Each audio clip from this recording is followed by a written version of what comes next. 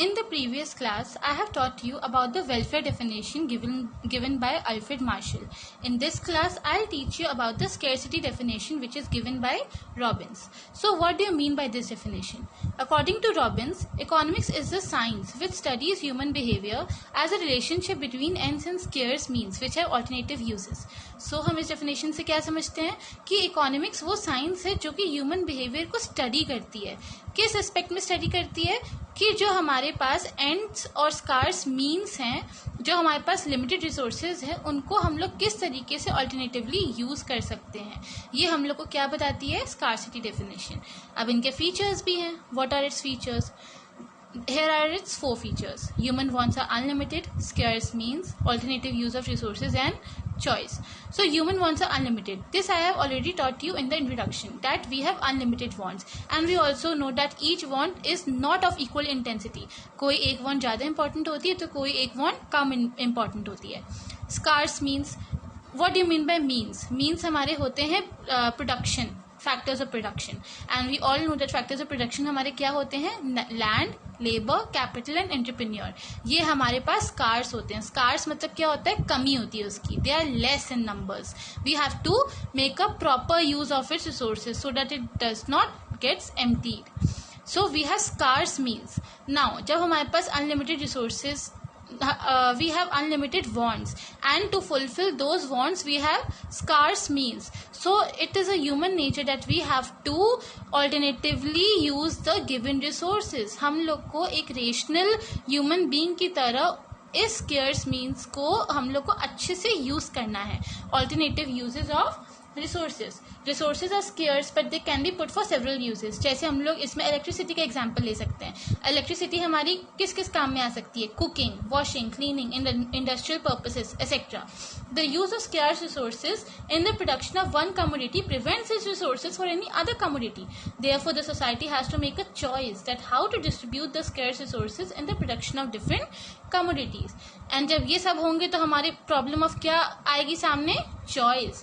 Scarce means and its alternative uses led to the emergence of problem of choice. If everything is available in huge quantity, there would have been no need of making choice. In reality, we all face the problem of choice at individual, social, national and international level. हम लोग को अब choice करनी पड़ती है because we have not so many resources. We have scarce means and we have to use those scarce means in an alternative way. अब इनके features हैं तो ये criticize भी हुए हैं. What are its criticism? तो सबसे पहला, restrictive subject matter of economics.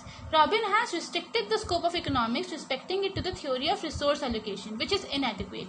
उन्होंने बाकी सारे फैक्टर्स को लिया ही नहीं, जैसे अनएम्प्लॉयमेंट, पॉवर्टी, इन्फ्लेशन, ये भी तो हमारी इकोनॉमी की प्रॉब्लम है. उन्होंने उसको लिया ही नहीं. उन्होंने सिर्फ और सिर्फ इसको थ्योरी ऑफ रिसोर्स एलोकेशन कहकर इस डेफिनेशन को अधूरा छोड़ दिया. Now static definition. Robin does not take into account the possibility of increase in resources over time due to economic growth.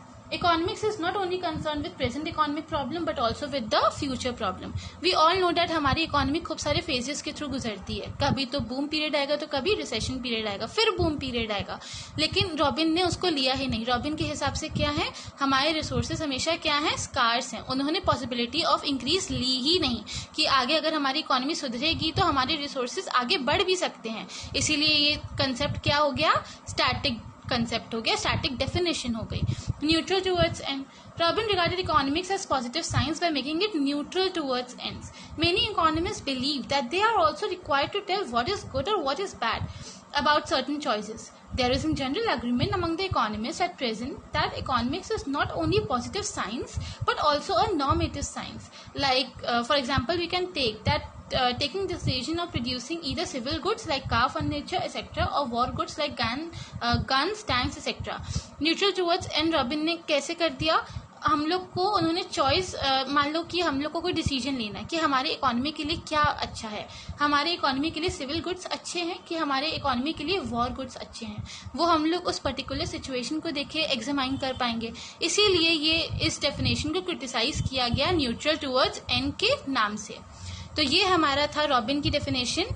You can pause the video and right the notes.